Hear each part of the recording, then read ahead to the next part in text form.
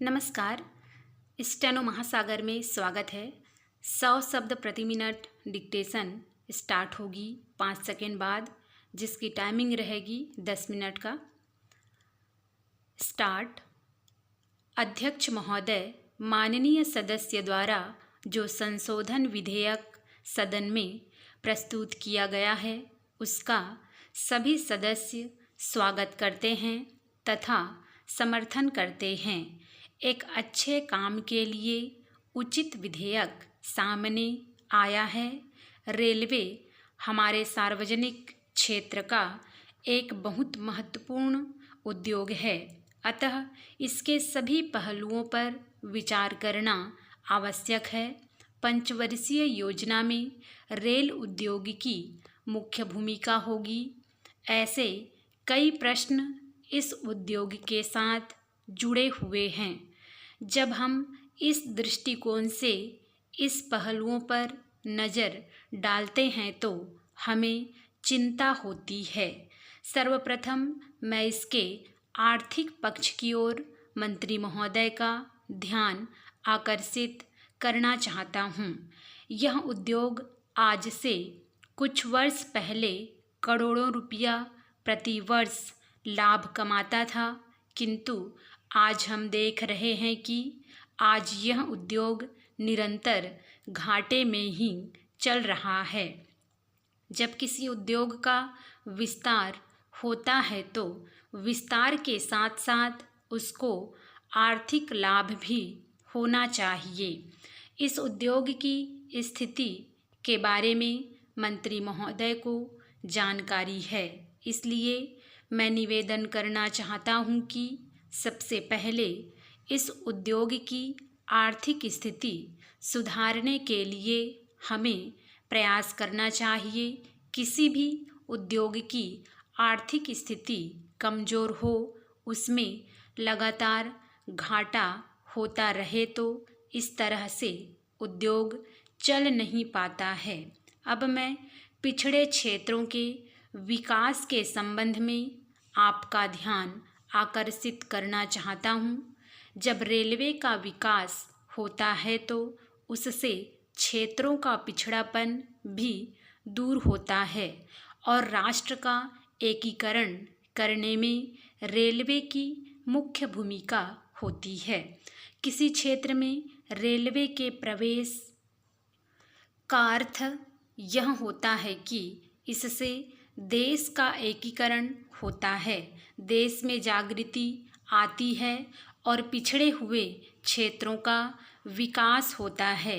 देश के उद्योगों में वृद्धि होती है और देश विकास की ओर अग्रसर होता है।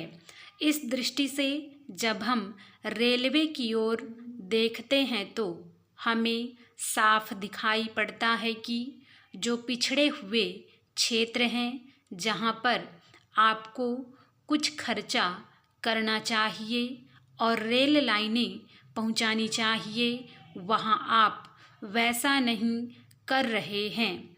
दूर दराज के क्षेत्रों में, जैसे पहाड़ी व रेगिस्तानी क्षेत्रों में रेलवे लाइनें बिछाकर उन्हें देश के अन्य क्षेत्रों के साथ जोड़ा जाना चाहिए, ताकि उनमें औद्योगिक प्रगति लाई जा सके और उनके पिछड़ेपन को दूर किया जा सके। इन क्षेत्रों में रेल के आने से वहाँ के लोगों को रोजगार के अवसर भी मिलेंगे। यदि हम इस पर गंभीरता से विचार करके कार्य नहीं करेंगे तो जो हमारे देश के पिछड़े इलाके हैं, उनका विकास नहीं हो सकेगा, उनमें उद्योग धंधे नहीं लग सकेंगे। इसलिए इस पर ध्यान देना आवश्यक है। महोदय, मैं इस सदन का ध्यान रेल के माल डिब्बों की कमी की ओर भी दिलाना चाहता हूँ। माल डिब्बों की कमी होने के कारण हमारे व्यापार को नुकसान हो रहा है। मैं आभारी हूँ कि इस संशोधन पर मुझे भी बोलने का समय दिया गया। अध्यक्ष महोदय, मैं इस विधेयक का हार्दिक समर्थन करता हूँ, किंतु समर्थन करने के साथ साथ कुछ बातों की ओर सदन का ध्यान आकर्षित करना उचित समझता हूँ। इस संशोधन विधेयक में खानों में काम करने वाले मजदूरों के कल्याण के बारे में चर्चा की गई है। उनको सुविधाएं दिए जाने की बात कोई विरोध नहीं कर सकता, सब लोग समर्थन ही करेंगे। हम देखते हैं कि मजदूरों का जितना भला होना चाहिए था उतना नहीं हो पाया है। इस बात की चर्चा करते हुए मैं दो बहुत ही महत्वपूर्ण बातें सदन के सामने प्रस्तुत करना चाहता हूँ। अभी कुछ महीने पहले मजदूर संघ की रैली हुई थी। इस रैली में बहुत बड़ी संख्या में खानों में काम करने वाले श्रमिक भी आए थे। उन्होंने शिकायत की कि उनमें से बहुत से लोग हिंदी भाषी क्षेत्रों के हैं, किंतु उनके बच्चों के लिए स्कूलों में पढ़ने की व्यवस्था नहीं है।